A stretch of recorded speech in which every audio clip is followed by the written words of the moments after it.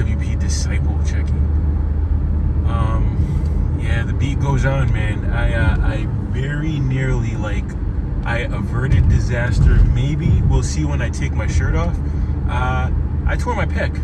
So just doing mild weight, 225. I had just done a set while mostly talking, like 15 reps, no big deal. And then, you know how you're just kind of lollygagging and talking? I'd pretty much finished my workout. I was just going to go through my routine with some pull downs or pull ups, and like the pec deck fly. But I was, talking to a close friend, and we're just standing there. So I'm like, all right, let me just do another set to burn out. 225 was still on there. I figured I'd do like, 10 to 15 or so just to rep it out or whatever. And I can't remember on what rep it was. I don't know, maybe like the 5th or so. I could hear an audible pop, and I could feel it in my right pec, like right in that pocket, classically where it ruptures. I'd imagine it doesn't rupture too much from the inner chest, but it's usually from like where the arm, almost like where the top of the bicep is, connects to the pec. I could feel an audible pop and pulling sensation, and hurt like hell immediately. And then, I bailed immediately. I basically dropped the weight out of my chest. It took a little while for it to register to him what was happening, because, it's relatively lightweight. I've never really struggled with that weight unless I was, like, at the end of, like, a burnout set or something. And it took a while to register what was happening. I was like, I think I tore my pec. And then, he helped pull it off my chest. So, having a hard time right now raising my arm over my head and like, flexing or even pulling anything, like, lifting anything with that right arm. I'll see it when I take my shirt off. Like I said, I'll see if there's bruising. Then I just kind of went to Chat GPT to see what's what. I knew it wasn't a complete tear. I'm pretty good at, like, how, like, when you're at home and you're walking around and you're stepping on something that you shouldn't, like, whether it's like a laptop or I don't know, a Lego block or something like that on the floor. I'm pretty good at bailing and not just fully, like, depressing my foot and getting the full brunt of the pain and kind of lifting my foot up as soon as I can feel any discomfort. And it was kind of the same thing. Like, as soon as I could feel the tugging and I could hear and feel the audible pop, I bailed out on the movement. I've seen many videos of people, like, tearing their pec, and you can see that they're, like, fully committed, very much near the top of the movement, almost as if they kind of push through the initial, like, feeling and then just drop the weight on their chest. I was lucky enough where I was, like, maybe like halfway through the rep and then just kind of bailed on it. So, like, short distance, and I wasn't all the way, like, extended. I guess that would be like the eccentric part of the motion.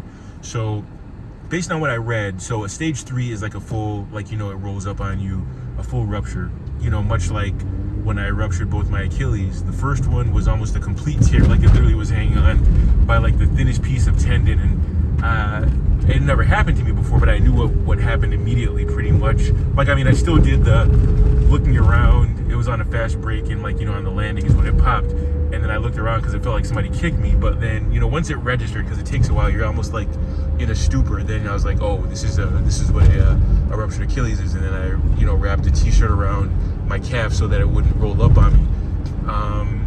And similar idea. So a 3 is like a complete rupture. So my pec didn't roll up on me, so I don't think I have to worry about that. I think the thing I do have to worry about is doing any slight little movement that kind of completes the trauma and makes it something worse in the coming, I don't know, like, week or two. And then 2 is basically a partial tear, and you'll know it according to, like, Chat GPT. If you see, like, bruising, like, and I know what they're talking about, like that telltale bruising on the inside of the pec, and there's gonna be like a little pocket, because essentially, like, the pec has started to tear away, but it just hasn't completely torn away. And then 1 is more or less like a very deep strain, where it's kind of like what it feels like right now. I'm hoping that's all it is. So it's kind of like the calf strain, antecedent to the actual, like, Achilles rupture. It's almost like a warning. So I'm hoping it's just a grade 1. But then what sucks, in an effort to get, like, a nice burnout, 225 is like that nice medium point where, like, you can rep out with it. It's not too heavy, but it's not so light where it's like you got to do like 100 reps to really get the workout in.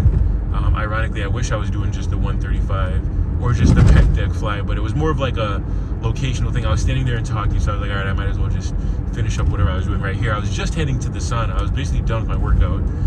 As is always the case, I turned my right ankle, a couple weeks ago. Again, as I could feel it turning, and outside of my right foot was about to hit, the parquet, or the hardwood.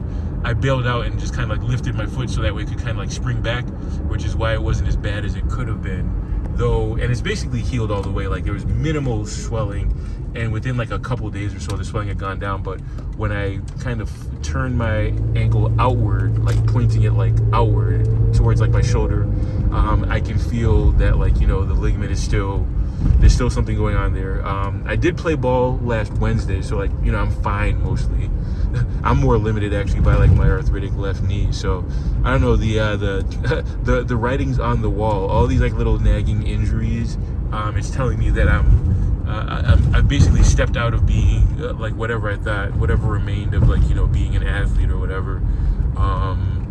And I'm pretty much gonna be like a push up, pull up, dip guy probably from here on out. Like my days of pushing any kind of like even moderately heavyweight, and I had delusions of grandeur of like doing my year-end maxes, and maybe trying 405 at the end of the year, like December 30th, 31st or whatever. But so much for that. Even a max squat, like how you have to kind of put your arm almost like behind your head to wrap around the barbell. I can't even do that now. Obviously, a lot can happen in the next, 5-6 weeks, I suppose. But I'm the type of person, like, I'm not gonna like push it when I have an injury, because the last thing you want, not even just the healing part, but just the expense of repair and surgery and all that sort of thing, and it just keeps you from doing other things. Like, at this point, I need like all the cardio I can get.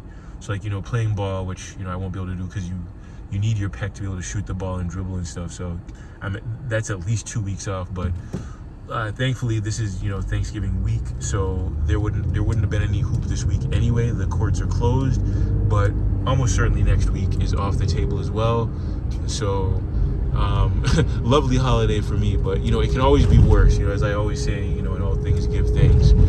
So I'm an optimist. I'm a glass half full type of guy. So thank goodness for presence of mind and bailing on it, because had I just pushed through it just a little bit more, this easily could have been a full tear, if not a 2. Well, the jury's still out if it's a grade 2 when I get home and I take my shirt off. And I tend to think not, but right now it feels like the most like hard body chest workout ever, but like with the strain localized, or just in that corner of your pec, like the outer corner, where it attaches. And it's funny how any part of your body, I mean, at this point I'm a veteran of many surgeries and procedures or whatever, and it's amazing how no matter what part of the body is, whether it's the foot, center of your body, upper portion of your body, whatever movement you do just goes right to that point, and you realize how much you engage pretty much your whole body. Just even now, where I was kind of like tugging on the oh man, this hurts. Turning the steering wheel right now hurts. But I'm just about done right now. Yeah, that's crazy. So I'm basically left-handed right now. I am holding the phone with my right hand, but like I can feel it, like just the weight of the phone, which is, with the case and everything, maybe a half pound. I just switched back to my left, and you can feel it, and just the tug. You don't realize the tug on the wheel when you're like accelerating, or when you, I guess, strain because I'm going uphill, so I'm kind of like leaning back, and you can feel it in the pec. It's amazing the things that you engage, but you don't realize you take it for granted. Allegedly, I believe obviously I have my religious beliefs, but I believe in some degree of like evolution. And allegedly, we once had 4 digits, like 4 fingers, and then over time, the 4th finger. I think we always had a thumb, but like that, I think it's the pinky finger, if my memory serves, is what came about in the last, I don't know, however many however many hundreds of thousands of years, if not millions of years or whatever. And allegedly with our lizard brain, like, our ancient brain, it's actually moving the four fingers, but then almost like a patch, like, if you're talking about like coding and computing, you kind of like add on a command, like an if-then command onto the existing code. You don't just, throw the baby out with the bathwater. You kind of add it on. It's called a patch. And allegedly that's kind of how the command works. Like, your brain thinks it's moving four, and then in like a millisecond, that other command for the fifth finger is attached, and that's why, you can move them collectively or individually. But anyway, I'm getting off the beaten path. You know what I'm saying? So yeah, yet another injury to nurse. Hopefully it's not that bad. I imagine, because even since it happened at this point about a half hour ago when I was in the gym,